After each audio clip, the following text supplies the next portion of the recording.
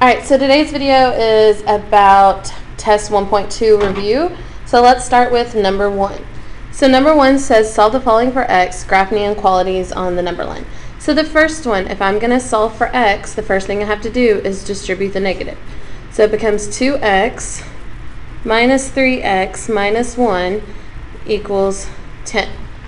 Then I combine my like terms to get negative 1x minus 1 equals 10. I would add 1 to both sides and get negative 1x equals 11, and then divide both sides by negative 1 to get x equals negative 11. Number 2, first thing I need to do is distribute the number in front of the parentheses.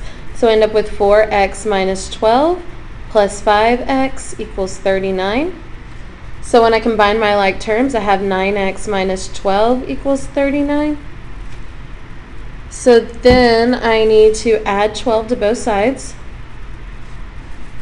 to get 9x equals 51, and then divide by both sides by 9 to get x equals 17 over 3.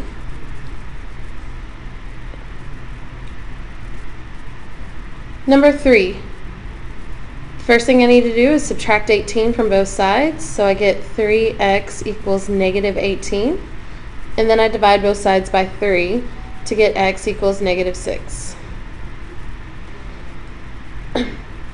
Number 4, this one has an inequality sign, but I'm going to solve it the exact same way. So I distribute the 3 to the parentheses. So I end up with 3x plus 3 over here.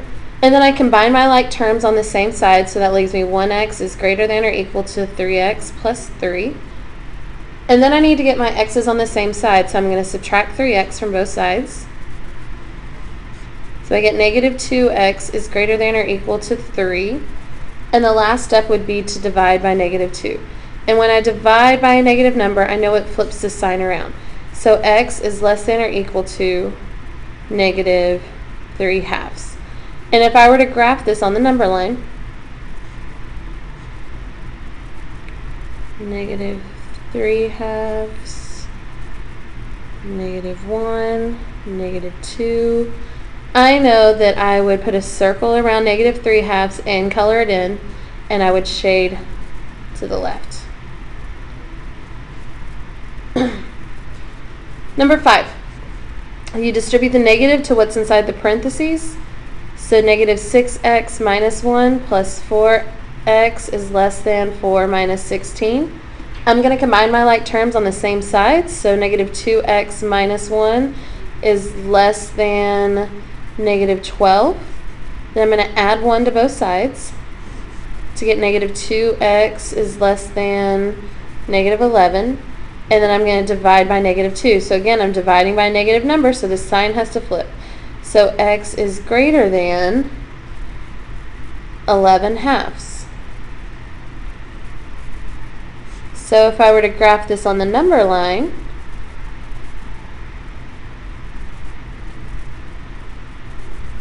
I would put a circle over 11/2, but I wouldn't color it in because it just says greater than, not or equal to. And I would shade to the right.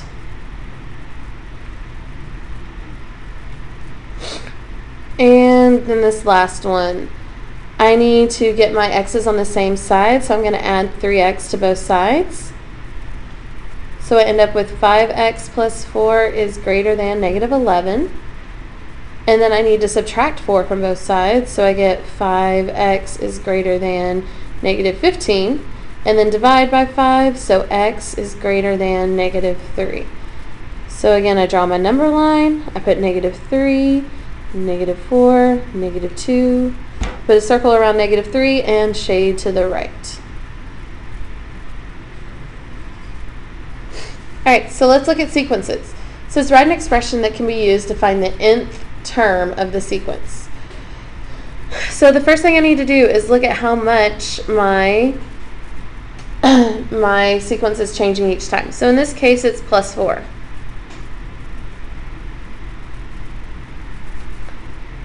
So since it's plus 4, I know that the first part of my equation or my expression is going to be 4n, because this is the slope, how much it's changing, the rate of change, how much it's changing every time. So then I need to figure out if I'm going to plus or minus something to the n. So I know that this is my first term. So when I plug in 1 for n, I should get 0. Well, 4 times 1 is 4, so how am I going to get that 4 to equal 0? Well, I'm going to subtract 4. So that means in my expression, I need to subtract 4. So we need to check to make sure that works every time. So 4 times the second term would be 4 times 4 is 16. I'm sorry, second term, not fourth term. 4 times 2 is 8, and 8 minus 4 is 4. And we'll check it again with our third term right here. 4 times 3 is 12. 12 minus 4 is 8, which gives me that 8 right there. So it looks like my expression works. So let's try the next one. It looks like in this case, I'm going up, I'm adding 2/3 each time. So that means that the first part of my equation is 2/3 n. So now let's look at our first term. 2/3 times 1, and I need that to equal 1/3. Well, how am I going to get 2/3 to equal 1/3? Well, I'm going to subtract 1/3 from it. So 2/3 times 1 is 2/3, and minus 1/3 gives me 1/3. So my expression should be 2/3 n minus 1/3. But I need to check another one to make sure that works. So let's try 2/3 times the second term minus 1/3, which should give me 1, because that's my second term. So 2/3 times 2, that would be 4/3, and 4/3 minus 1/3 gives me 3/3, which is 1. So this expression works. So we've looked at doing it by hand, but you can also do this on the calculator. So let's look at the calculator real quick with this one over here. I know that anytime I have a sequence, I can make a table out of this sequence. So in this case, this would be my first term, second term, third term, fourth term, and fifth term. So if I go on the calculator and I push stat, and then I hit enter for edit, and let's clear what's in here, and clear what's in here. In L1, I put my x values, which were on top, my term number, so 1, 2, 3, 4, 5. And then in L2, I put my sequence numbers, so negative 13, negative 19, negative 25, negative 31, and negative 37. So once I'm finished putting that in stat, I hit stat one more time, and since we've already edited, we need to go over to calc. And I'm going to calculate a linear regression because it's changing by the same amount each time. So when it gets to this screen, I just hit enter until it goes to calculate, and I end up with my expression. So it tells me that y equals ax plus b. And I know instead of x we've been using n, so let's keep it that way. So this a value goes before our n, so negative 6n, and then minus 7.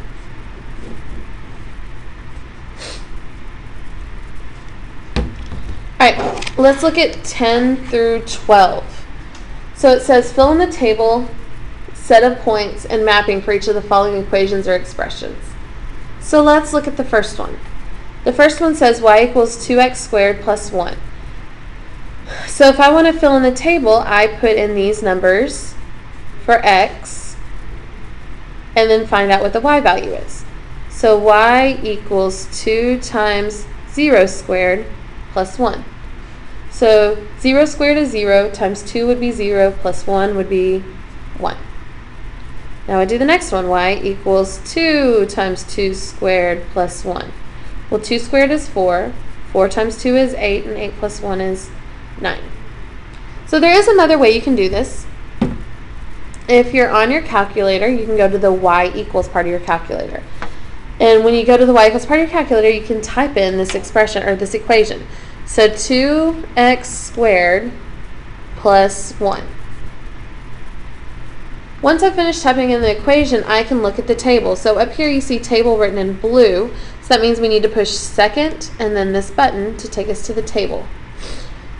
Now on the table you can always scroll up and down to find the numbers you need, but we know that 0, the y value is 1.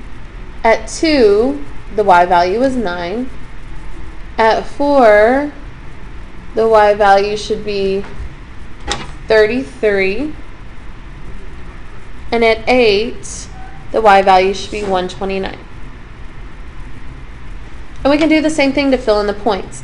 At 3, it should have been 19. At negative 2, it should have been 9. And this one's a little bit different. It doesn't give us our x value, it gives us our y value. So I need to find when y was 51. And that's when x was 5.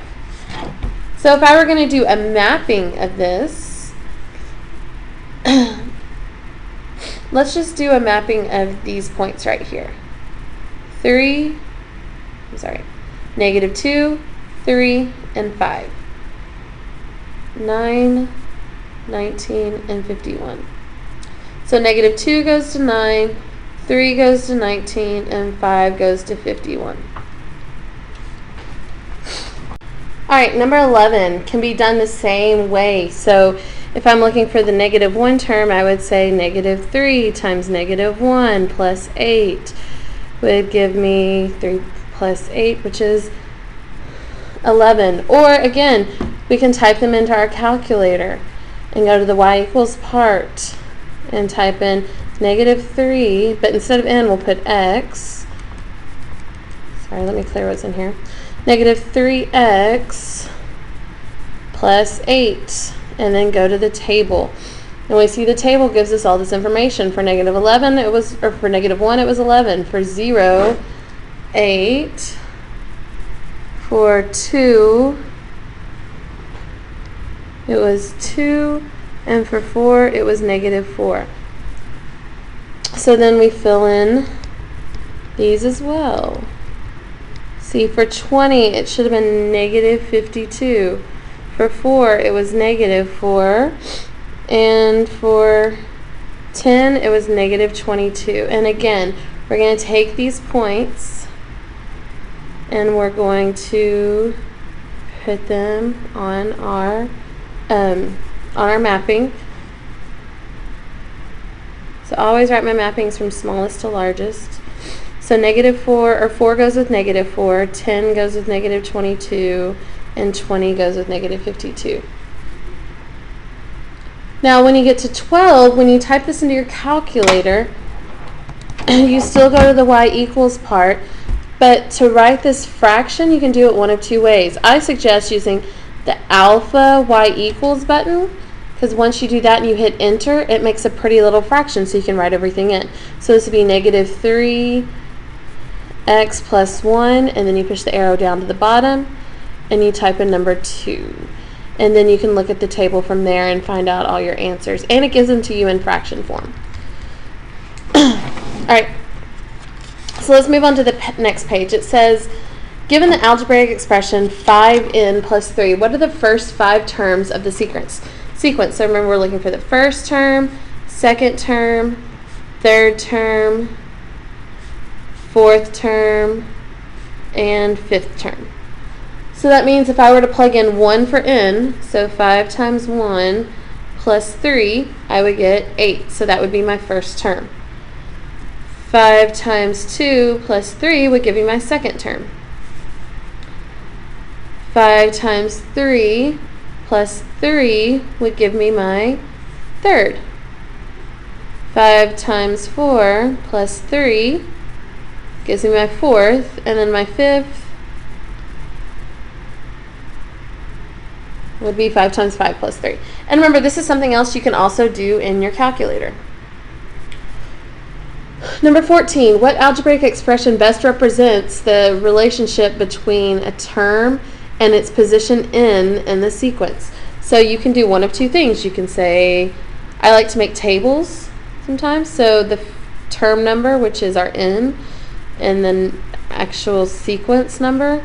So 1, 2, 3, 4, 5 gives me 3, 5, 7, 9, 11. So you can use this table and type this into the stat part of your calculator, and then you could come up with the equation on your own. So this is the calculator way. You could also see that this is changing by 2 each time. So I know that my equation has to start with 2n, so that rules out answer choice A. And then I say, well, 2n times 1 should give me this first term, which is 3. So how do I make 2n, or 2 times 1, give me 3?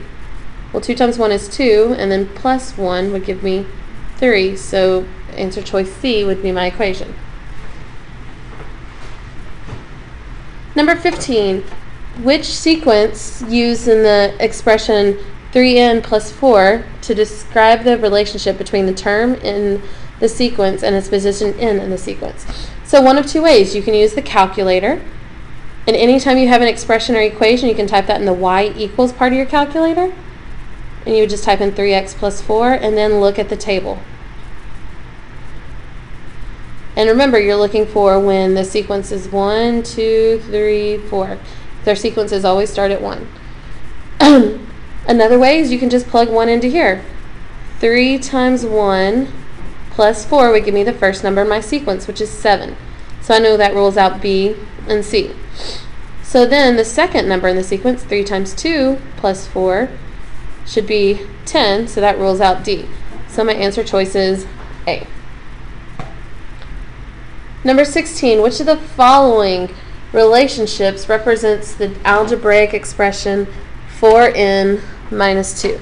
So again, this can be done two separate ways. The first way is you can type this into your calculator. So calculator, you would go to the y equals part because I have an expression, and I would type in 4x minus 2, and then I would look at the table. And in this case, our x values are the first number and our y values are the second number. So whichever one of those matches the table, whichever one of these points are actually on the table, then that would be my right choice for my answer. So I'm going to do it without the calculator. So I'm going to try answer A first. Answer A would say 4 times 1, because that's my x value or my n value, minus 2 should equal 3. Well, 4 times 1 is 4, minus 2 gives me 2. So it equals 2, not 3, so I know that answer choice A is not right. So I notice B and D both have the same points starting out, so let's try one of those. So 4 times 2, because it's my x or my n term, minus 2 should give me 4. That's what it says, right? So 4 times 2 is 8, minus 2 gives me 6, and that's not 4. So I know it couldn't be B or D. So I know my correct answer choice is C. The next one, which expression below describes a sequence of numbers? If n represents the position of numbers in the sequence, which of the sequence does this expression describe? Sorry. So I can do one of two things. I can type this into the y equals part of your calculator. We just talked about that, all the way up here. And then you just look at your table. Or you could do it by hand. You could say 3 times the first number in the sequence minus 2 divided by 7. That would give me 3 times 1 is 3, minus 2 would give you 1, so the first number of the sequence should be 1 over 7. So far this one's looking good, but I also have this nasty none of these choice, so I need to check my other points. So 3 times 2 minus 2 divided by 7. Well, 3 times 2 is 6, minus 2 is 4. So this one works. Let's try the third number in the sequence. 3 times 3 is 9, 9 minus 2 is 7, and 7 over 7 is 1. And lastly, 3 times the fourth number, minus 2 divided by 7. 3 times 4 is 12, 12 minus 2 is 10, and that would give you 10 over 7. So that one works too. So my answer choice is B. Remember, we could have just typed this in the y equals part of your calculator and looked at the table and saw that this one matched. All right, let's look at number 18. While camping, Janet hiked along a straight line to the lake that was located about a mile from the cabin. She walked quickly for a short period of time, decreased her speed, and then continued walking to the lake at a constant speed. When she reached the lake, she rested for a short time and then returned to the cabin walking at a constant rate. Which of the following graphs best represents her distance from the cabin during her hike? So remember, this is distance from the cabin and this is time. So obviously she started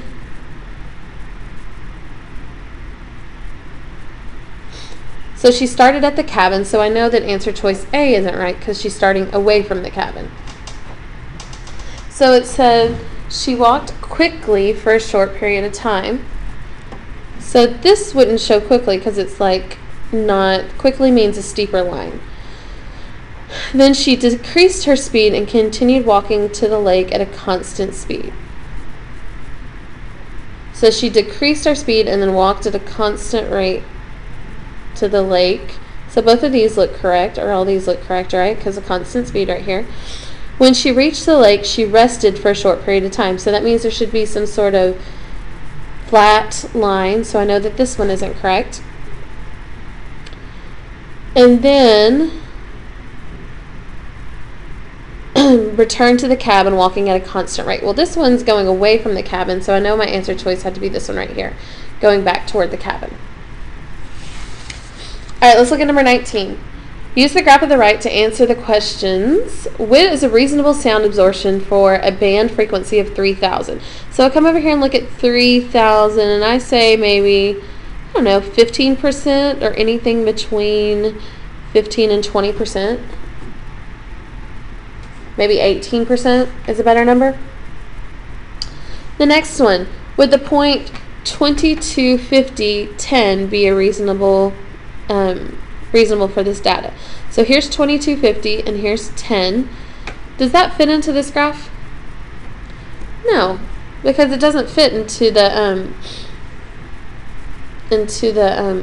graph. It's kind of an outlier.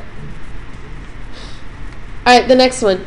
Use the table below to answer the following questions. So I have this table and it says write a rule in terms of n that would allow you to find the number of tiles used to create any figure in the pattern.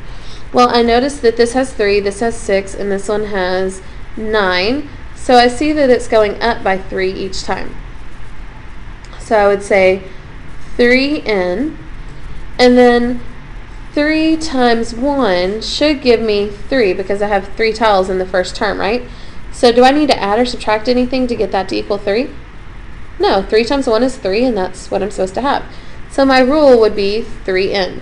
And I would need to check it to make sure it works every time. So 3 times the second term gave me 6, which is right. And then 3 times the third term gives me 9, so that one's right too.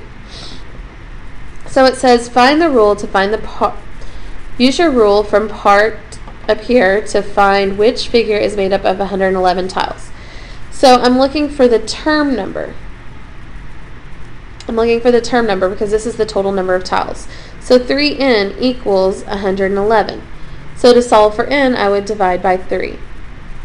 So 111 divided by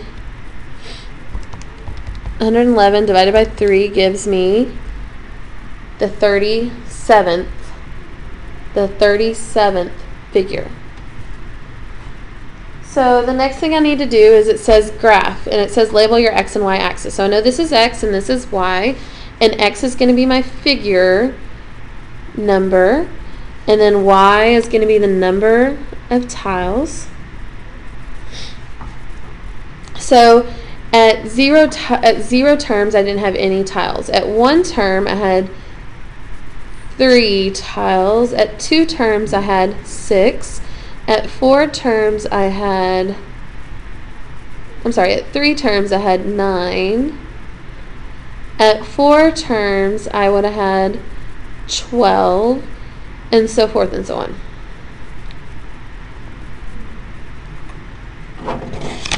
All right, let's look at number 22. I'm sorry, 23. It says, write an equation that describes this situation. It's the pay scale for teachers in Austin ISD. So in this case, my table starts at 0, and I have 1, 2, 3, 4. And if you know how to use your calculator, this would be a good time to type this into the y equals part of your calculator. So this becomes y1, and this becomes y2. If not, you're checking to see how much this changes each time. So I notice that it is changing by $103, right? I'm adding $103 each time. So that means my equation becomes y equals 103 x. And my years of experience is x, right? So then I need to add or subtract something to that. So I'll always look for my 0 term. So my experience, my salary starts at $43,286, and I add $103 onto that each year. So this equation would describe this table. So it says if this trend continues, what would a teacher make after 15 years of experience? Well, y would equal $103 times 15 plus 43,286. So 103 times 15 plus $43,286. So it looks like $44,831. Then it says how many years would it take for a teacher to make more than $50,000. So I know I'm going to take my equation and make it into an inequality because I said more than. And more than means greater than $50,000. So then I would just solve for x. So first thing I would need to do would be 50,000 minus 43,286. So I'd subtract this from both sides and get 103x is greater than 6,714, and then I would divide by 103. So x, my number of years of experience, would have to be greater than 65 years of experience. Dang. It's a lot of years. Or 65.2, I'm sorry. Alright, so let's look at the last page. It says a water tank collects and stores water used for gardening. At any time, the water may be flowing into or out of the tank. The graph shows the volume of the water in the tank in gallons over a period of 12 hours.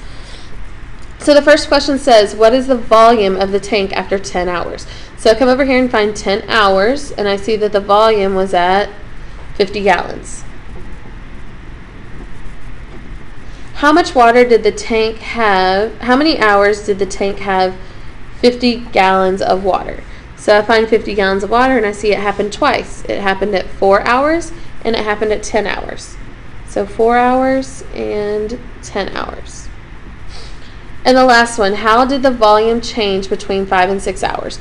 Well, between 5 and 6 hours, the volume stayed 30 gallons. So the volume stayed 30 gallons. So it didn't change at all, did it? All right, last question.